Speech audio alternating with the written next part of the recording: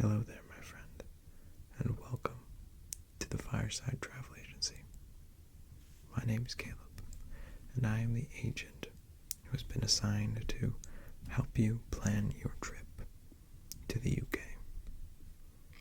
I am here to assist you with your vacation and ensure that everything is planned thoroughly and with the greatest of care so that it is a relaxing and smooth experience.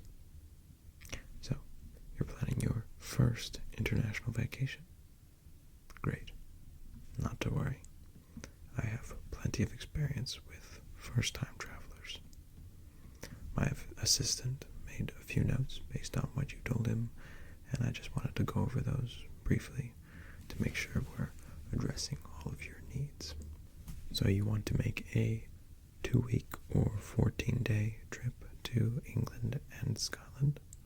You want to travel light and cheap overall, and want good exposure to the various sights and sounds of the UK without spending too much time at any one location. Does that sound right? Good. You want to make sure you spend a good amount of time in Scotland as well? Very good. Based on what you've told us, we're able to lay out a rough sketch of what your trip might look like. Obviously, if there is some place you want to visit that isn't in our plan, we can definitely rework it to fit your desires. But if you like what we have, we can go with that as well. Okay, here's what we have planned very generally. You'll start off in London, because that's where you'll fly into, and see some of the exciting features there for a couple of days. Learn to ride the tube and those fun double-decker buses, all that good stuff. Then you'll take a train to Bedford, which is a lovely city that has a thoroughly English feel to it, or at least as we Americans imagine England. A tour guide will meet you there on the second day and give you a personal tour of the surrounding area, some of the more homey countryside areas. After Bedford, you'll take a train up to Edinburgh, where you'll spend several days enjoying the capital of Scotland. And from there, you'll take a beautiful train ride to Fort William, which sits near Ben Nevis, which is the tallest mountain in the UK. It's quite exciting. You'll be able to enjoy the lochs and go hiking as well as take the Jacobite train for a wonderful view of the Scottish Highlands. After several days there, you'll have a day of train rides all the way back to London, and you'll take a flight back home the next day. Well, for your flight, we're looking at getting you an economy class seat on British Airways. Well, it's certainly not the finest in the world. The British Airways will get the job done and save you a pretty penny while you're at it. Transportation expenses are one of the biggest expenses when traveling, so you'll be ensuring a smaller bill at the end of the vacation. People often have a moment when they get back from a vacation where they wonder if all the money they just spent was really worth it, especially when you're on a budget. So, we're trying to ensure that you have absolutely no regrets. On the flight, you'll have a whole slew of movies and TV shows available to watch, some of them quite quality, I assure you, and you'll be served 2 meals and whatever drinks you want. So it's not the finest in the world, but still a good experience, and perhaps even relaxing experience. Are you comfortable with flying and boarding your flight, or would you like me to walk you through everything you need to know? Very good. Well, first of all, there's the issue of what to bring on the plane. You're allowed 1 carry-on, approximately the size of a medium backpack, and a handbag that you can keep with you in your seat. Now, if you're traveling light and going to several different locations, then I would suggest that you pack in such a way that you only have 1 bag to carry. It's a bit of a hassle to take public transportation with a lot of luggage, and we're going for a low-stress trip, if you remember. I strongly suggest packing all of your belongings in your carry-on. So really just bring the essentials: clothes, toiletries, basic electronics. You'll obviously need your passport, cash, cards, ID, all that good stuff. But we recommend that you keep those items on your person in a money pouch of some sort at all times, at least when you're out and about. You can survive losing your backpack, but if you lose your passport and stuff, that would be really disastrous. So, for security's sake, you'll keep your really important valuables on your person.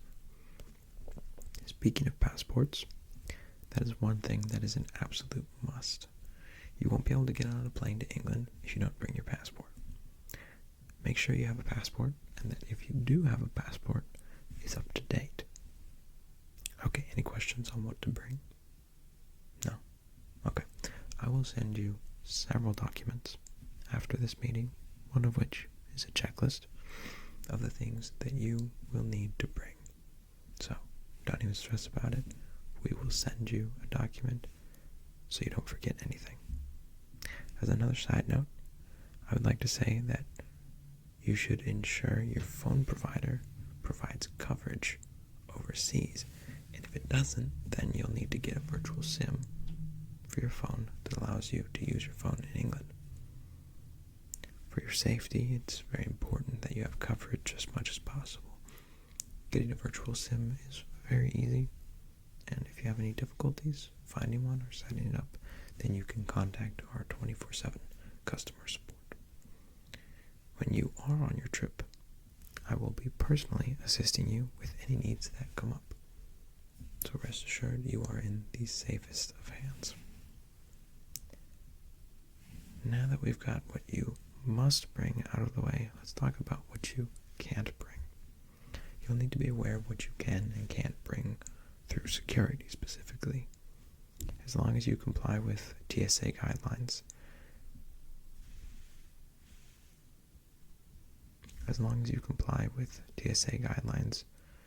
getting on your plane should be relatively quick and painless. The complete detailed list of what you can and can't bring on the plane or through security will be included in your package you'll receive after this. But common things to keep in mind are liquids and aerosols are a big no-no, as well as weapons, at least for your carry-on. As a US citizen, getting into the UK is incredibly easy. You typically don't even have to talk to a customs officer or anything, which is super nice. Getting back into the US is a little intimidating, even as a US citizen. I would not want to come into the US as a non-citizen. Those questions the customs officers ask you are scary, even if you were born in the country. But all in all, as long as you have your proper papers and such, you're not bringing anything into England or bringing anything home, you shouldn't run into any issues while going through customs. So don't even stress about it, as long as you've got your passport and your boarding pass and all that good stuff. And my golden rule for travel is, if you're not sure, just ask. It's better to look silly than to get in trouble. Okay, so now that we've got security and customs out of the way, let's talk about the plane ride. You'll get your boarding pass at the airport. You'll always need to get on the plane with that. But it also shows you your seating assignment. You'll be on the plane, which is 9 seats across, so pretty big, 3 in the middle, and 3 on either side. So there will be 2 aisles, and the flight attendant will direct you to which aisle to walk down to get to your seat, and they'll look at your ticket to do that. You can pre-book your seat, but it costs more to pick your specific seat. So if you don't mind which seat you're in, then that's the way to go. Don't book a seat. Do keep in mind though, some planes are not full. Some are full, but some aren't. So hopefully, even if you don't pick a seat, or maybe you don't get assigned a seat that you like, then you can move to an open seat that is to your liking, for free, no less. Wherever you end up sitting though, you'll have a screen to use to watch movies, listen to music, and you'll be given a complimentary pair of earbuds, both on the way to England and way home, you'll be served 2 quality meals, as well as regularly served a variety of beverages, so seating doesn't affect that kind of stuff. As for the timings of your flights, we recommend you catch a flight out of America early in the morning, sometimes before 8 a.m., because then you'll get into England in the evening, meaning you'll be able to go straight to bed after a long day. Personally, we found this means you'll hardly feel jet lag while you're over there. As the plane ride back, we recommend you take a noon flight, because the flight lasts approximately 6 hours, but because of the time zone shifts, you'll get home in the middle of the afternoon, and then get to bed about 6 hours later, which is certainly a long day, and you'll feel tired from it, but again, that should mitigate the jet lag a bit. We found that the jet lag on the way home is generally worse than the jet lag on the way to England, which is fortunate because you want to have your best foot forward when you're on vacation. You might feel a bit lost when initially landing in England, especially since it's your first time out of the country, and it'll be evening and dark, and obviously nothing's familiar, which is why we'll have a man on the ground there to meet you as soon as you come out of customs. He'll be your ride to your hotel at the first night, which is a short ride away from the airport, and it will ensure you get checked in and have no issues. That way, it's a low stress thing.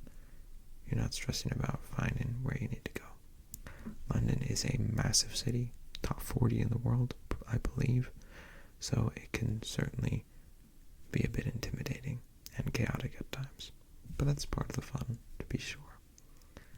And so from the point you get settled into your hotel, we won't be physically in contact with you, at least as long as you don't need us. We have agents all over the UK, so if you get into a pickle or you feel like you need some assistance where we're actually there, you can give us a ring or contact us over the internet, and we'll send a man right over.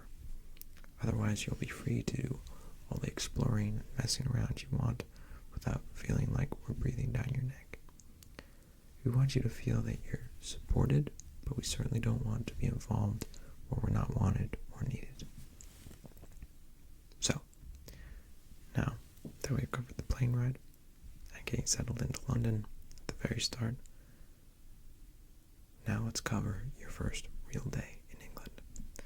You'll begin the day with a classic English breakfast, which involves beans and toast and sausages and blood pudding, English breakfast tea, all that good stuff. Once you've finished breakfast and get everything packed up from your hotel room, you can order a Bolt driver.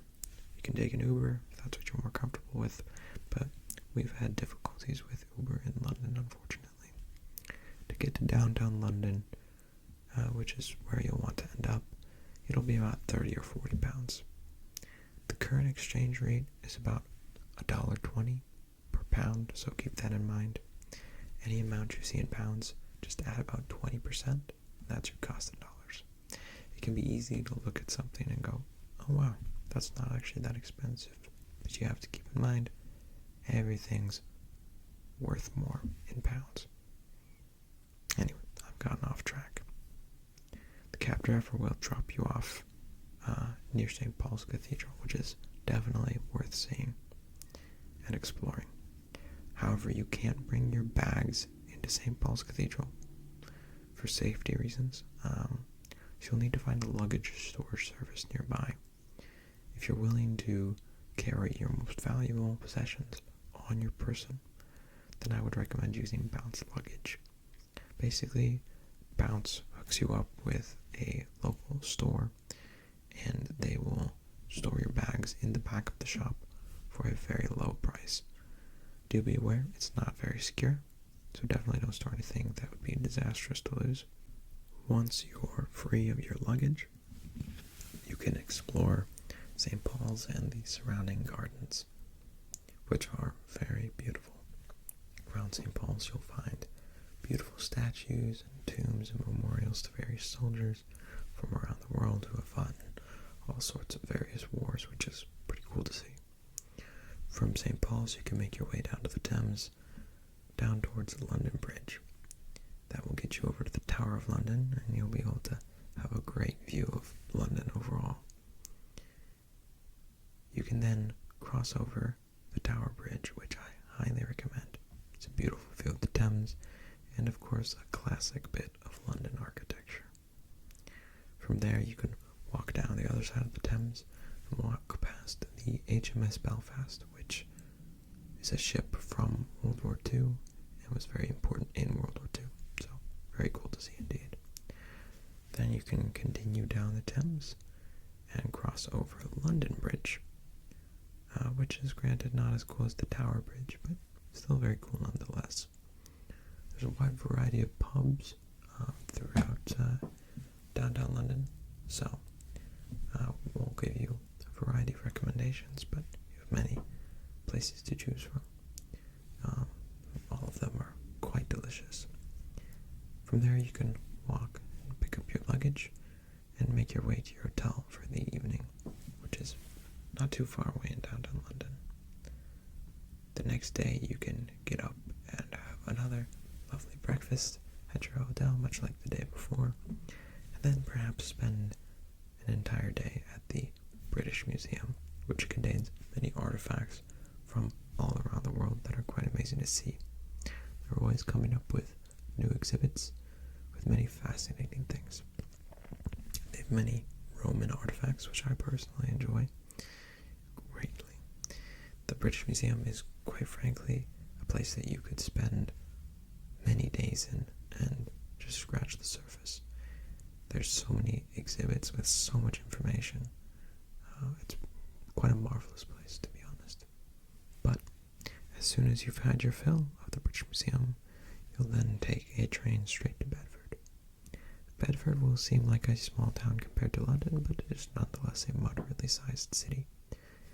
You'll get off the train at the train station, and we were reserved a hotel that resides above a pub along the River Ouse, which runs through Bedford. You can spend the evening walking along the river, stopping at shops, viewing the houses, just enjoying the scenery overall. The next day you can go get breakfast at a local shop and enjoy the freshly baked goods. To get the real feel of southern England, we've arranged a tour guide to meet you on your second day in Bedford. And he'll be able to do things like take you out to afternoon tea and show you the various nooks and crannies of Bedford, telling you tales of the area. If the evening, he'll take you to an old English pub. It can be hard to make your way into some of the more,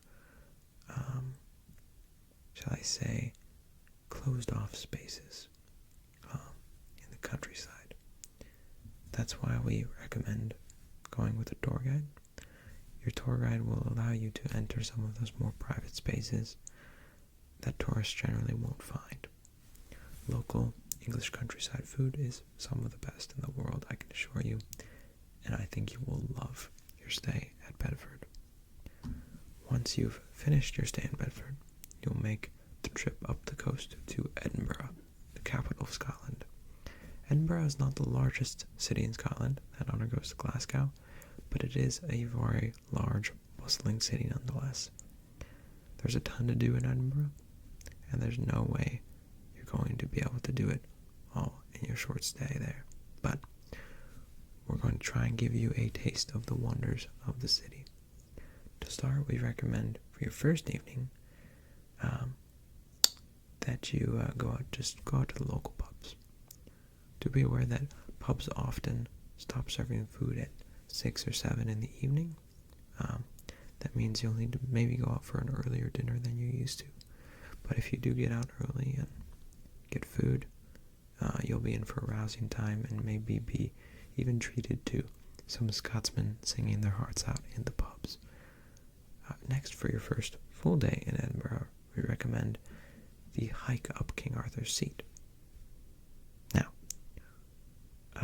the climb itself is not particularly challenging, but the view is spectacular. But along the way to King Arthur's Seat, you'll walk past an old chapel, which is mostly broken down. If that's a thing that interests you, you should find it quite cool. However, I just thought of this. Before you go up King Arthur's Seat, there is a hill towards the center of Edinburgh. I believe it's called Observatory Hill. And it allows you to see Edinburgh Castle quite well. It allows you to see King Arthur's Seat quite well, and see the ocean. It's a great way to see the city for the first time from a bit of a higher view. You get to see pretty much all of the major features. Plus there's a cool set of Roman columns at the top, so that's fun, and it's an old observatory. You can just relax and enjoy the view of the city. It's quite an amazing experience being up and above the bustle and hustle of the city, and yet still be in the middle of it. When you get to the top of King Arthur's Seat, you'll be somewhat removed from the city, looking out over it. But with the Observatory Hill, you're still in the city. So it's a different feeling. Once you've gone up King Arthur's Seat and come back down, you can go into the city, hit the pubs, enjoy yourself for the evening, and then hit some shops on the Royal Mile and all that good stuff, and then go back to your hotel. Now, the one thing you must do in Edinburgh is to visit Edinburgh Castle. We've hooked you up with a tour company that will give you an excellent guided tour of the castle and regale you with the tales of kings and queens and noblemen who walked the halls of the castle and fought wars there. The castle itself is one of the most spectacular you will see in all of the UK, so it's definitely a must-see. You can spend hours there exploring the various wars museums and exhibits. It's quite fantastic. You can honestly spend a whole day just exploring it. But once you've finished, and you head down for the evening and perhaps grab a bit of cider and enjoy the sunset from the top of Observatory Hill, looking out over the ocean, you can head back to your hotel and get some rest, getting ready to head up to your final destination, which is Fort William. So, the next day, you'll take a train from the station in Edinburgh all the way up to Fort William. Now, fortunately, all the trains in Scotland are part of ScotRail, unlike England where you have a million different train services, which can be rather confusing. One important bit to know is when you board the train to Fort William from Edinburgh is that the train will split in half on the way to Fort William, because one half of the train goes to Fort William, the other half of the train goes to a different city. Thus, if you get on the wrong half of the train, you'll go to the wrong city. So, if there's any confusion about which half of the train you should be on, talk to a boarding agent. They'll get you settled out. The train ride to Fort William is absolutely stunning. Beautiful views of the lochs and islands. It's a fairly long train ride, but it is a beautiful experience, well worth it. Once you get into Fort William, you'll have an opportunity to walk around a little bit, get a feel for the city, settle into your house. This will be the nicest location that you stay at. You'll have your own house with a kitchen, living room, and bedroom, and bathrooms, so not a hotel. But you'll have a great view of the loch that you'll be staying next to and surrounding hills. And you'll be right near the base of Ben Nevis, which, as we mentioned before, is the highest mountain in the UK. We think that this will be a very relaxing way to finish your journey. Edinburgh, Bedford, London have been all fairly large cities, and in contrast with Fort William particularly. And so Fort William will be very quiet and hospitable in comparison. You can walk around and enjoy the local shops and the loch, and maybe skip some stones, or if you feel like just relaxing, staying at home, playing games, eating food, enjoying the view, that's entirely acceptable as well. The goal is to just relax. This is a vacation. It is a vacation to see the sights and sounds of the UK, but it is a vacation nonetheless. However, one thing that we do highly recommend in Fort William is to climb Ben Nevis. It's only just over 4,000 feet, which is no small amount to climb, but it's also not unmanageable. Most people who are in somewhat decent shape can make the climb in about 4 hours and then take a few hours on the descent. On a clear day, you can see for miles at the summit, and you're higher than any of the surrounding mountains, so it's a beautiful view of all the other mountains. It is an absolutely breathtaking view. I've made the climb once myself, and it's well worth it. Tiring, but well worth it.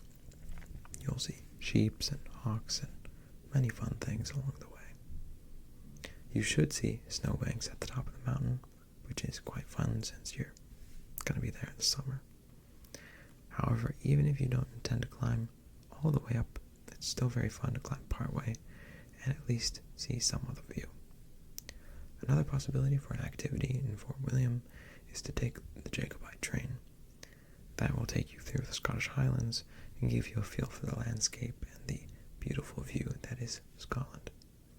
However, we want Fort William to be low stress, low plan kind of situation where you just relax and do whatever.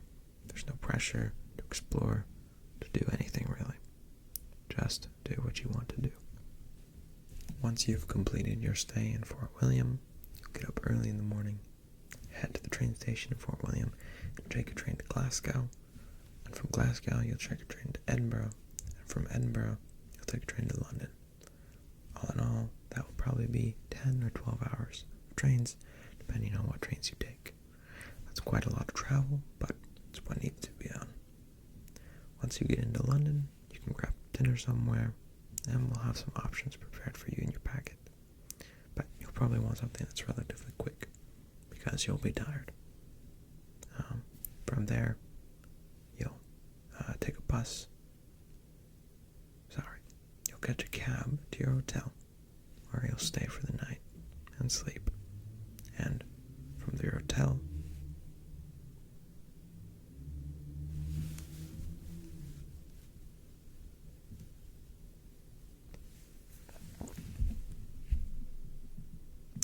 once you've gotten into London, you'll grab dinner. We'll have a few options prepared for you. Nothing too fancy. And from there, you'll catch a cab to your hotel, where you'll rest for the night. And from your hotel, you can catch a bus to the airport the next morning, and you'll catch a plane to the United States, much like you got a plane to England. It's all a very familiar process. And once you've gotten back into the United States, you'll take a bus to your home city from the airport. And that's my little spiel about what you'll be doing in England and Scotland. How does it sound? Good. Any questions? That is a good one. What is my favorite location in the UK? You know, I have to say that I enjoyed Scotland the most when I was there last. It's just so beautiful up there. You know, I'm a bit of a nature guy. I don't really enjoy cities as much. While I do enjoy London and Edinburgh and Oxford and such a great deal, a lot of fun there, I really enjoyed the Scottish Highlands the most. But that's just my personal preference. Perhaps you'll enjoy the great hustle and bustle of the city. You never know. There's a great deal of history in London, so I'm sure you'll enjoy it. That way you don't have to be like me. I don't know. Well, as I said, we'll be sending you a packet explaining all the details of what you need to know, what you need to bring, where you'll need to stay, and for how long, as well as all your connecting transportations. That way you don't have to stress too much about any part of the trip. And as I said before, you'll always have a travel agent to contact. That'll be me. And we'll be available to get you real physical help if it comes down to it.